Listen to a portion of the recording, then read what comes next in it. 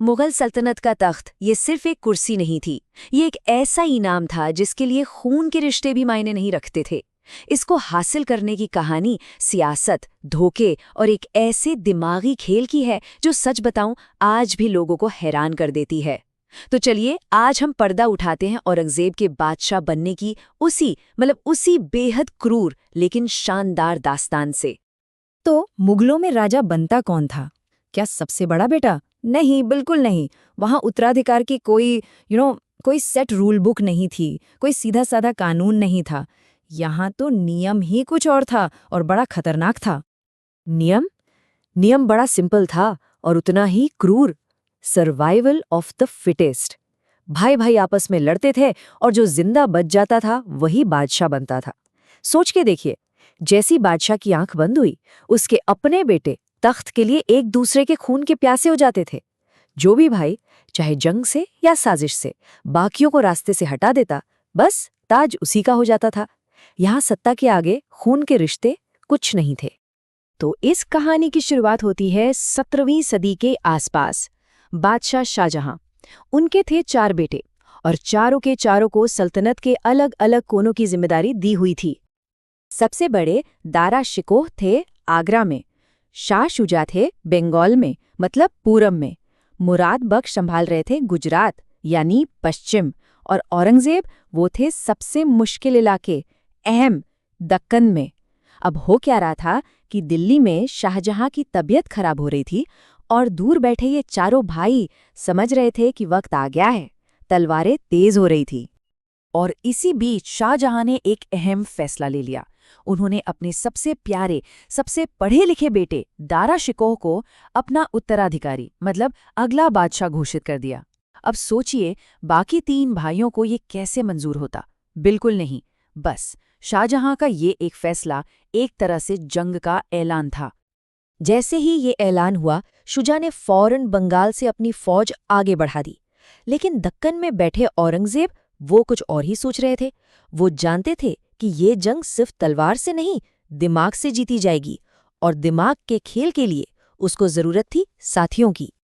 तो औरंगजेब ने अपना पहला दांव चला। उसने अपने सबसे छोटे और शायद सबसे महत्वाकांक्षी भाई मुराद को एक खत लिखा। और खत में क्या लिखा? उसने लिखा, भाई, बादशाह बनने के सबसे लायक तो तुम हो, मैं तो बस तुम्हारा साथ दूंगा। मेरी पूरी ताकत तुम्हारे लिए है ताकि तख्त पर तुम बैठो। और मुराद बेचारा इस झांसे में आ गया। बस पश्चिम से औरंगजेब और मुराद की एक जबरदस्त संयुक्त सेना तैयार हो गई। अब जब शाहजहां ने देखा कि उसके बेटे बागी हो गए हैं, तो उन्होंने उन्हें रोकने के लिए अपनी बेस्ट सबसे इलीट फौज भेजी। और इसके बाद जो लड़ाइयां हुई ना, वो मुगल इतिहास में बहादुरी से ज्यादा धोखे और साजिश के लिए याद की जाती हैं। तो पहली और सबसे महत्वपूर्ण लड़ाई हुई धर्मत के मैदान में। एक तरफ थी शाही फौज जिसे लीड कर रहे थे राजपूत राजा जसवंत सिंह, और दूसरी तरफ थे औरंगजेब और मुराद अपनी संयुक्त सेना के साथ। लेकिन इस लड़ाई का नतीजा तलवारों से नहीं, दिमाग से तय हुआ। औरंगजेब ने एक शानदार, या कह लें एक बेहद चालाक चाल चली। उसने जसवंत सिंह की फौज के एक बड़े मुस्लिम कमांडर कासिम खान से चुपके से संपर्क किया और उसके कान में ये बात डाल दी कि दारा तो संस्कृत पढ़ता है, वो तो इस्लाम विरोधी है। नतीजा क्या हुआ? कासिम खान अपनी 30,000 की फौज के साथ आखिरी मौके पर पलट गया और औरंगजेब से जा मिला। एक झटके में जसवंत सिंह की आधी ताकत खत्म हो गई। मजबूरन उन्हें पीछे हटना पड़ा। इस हार से जुड़ी एक बड़ी मशहूर कहानी है। कहते हैं, जब बुरी तरह जख्मी जसवंत सिंह अपने किले जोधपुर वापस लौटे, तो उनकी अपनी रानी ने किले के दरवाजे बंद कर दिए। उन्होंने संदेश भिजवाया कि एक राजपूत योद्धा या तो जीत कर लौटता है या फिर रणभूमि में ही मर जाता है। एक हारा हुआ आदमी उनका पति नहीं हो सकता। सोच सकते हैं कितनी बड़ी बेइज्जती थी ये। धर्मत तो बस शुरुआत थी। इसके बाद सामूगढ़ की लड़ाई में औरंगजेब ने दारा की बची खुची फौज को भी बिल्कुल रौंद दिया। दारा शिकोह को अपनी जान बचाकर भागना पड़ा और औरंगजेब, उसने एक विजेता की तरह राजधानी आगरा में एंट्री ली। तो आगरा अब औरंगजेब के कब्जे में था। सत्ता अब उसके हाथ में थी। और अब शुरू हुआ उसके प्लान का अगला और सबसे खूनी अध्याय। एक एक करके तख्त के हर दावेदार को रास्ते से हटाने का काम।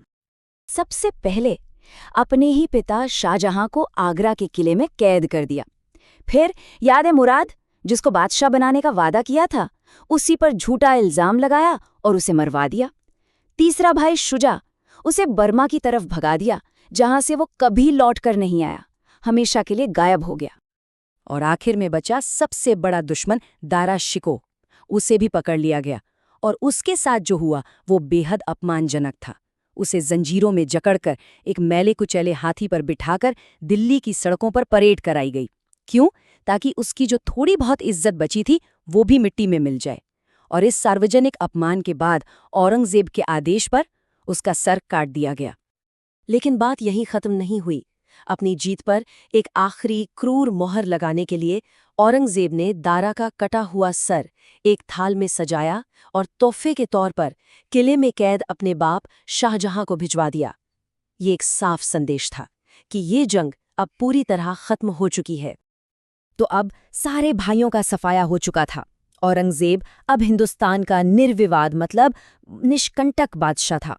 लेकिन एक आदमी अभी भी था, एक कांटा जो उसकी आंखों में हमेशा चुभता रहा, और वो थे राजा जसवंत सिंह। जसवंत सिंह, उन्होंने वफादारी की कस्में तो खाई थीं, लेकिन बार बार औरंगजेब को चुनौती दी।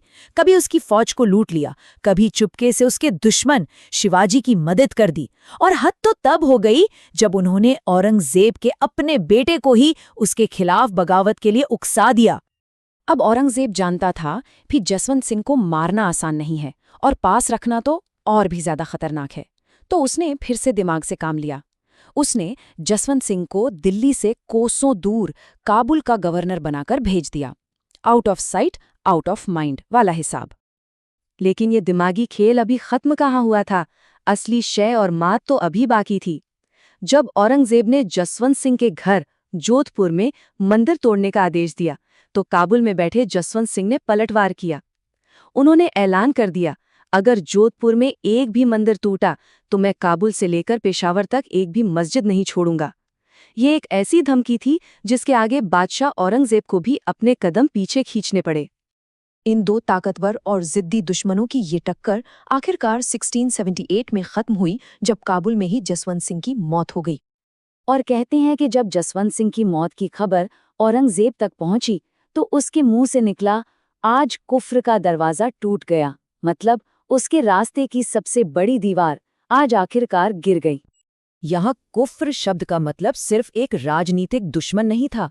औरंगजेब की नज़र में जसवंत सिंह सिर्फ एक राजा नहीं थे, वो एक विचारधारा के प्रतीक थे। एक ऐसी सोच के जो उसकी धार्मिक और राजनीतिक सत्ता दोनों को चुनौती देती थी। तो सवाल वहीं का वही है, औरंगजेब को कैसे देखा जाए?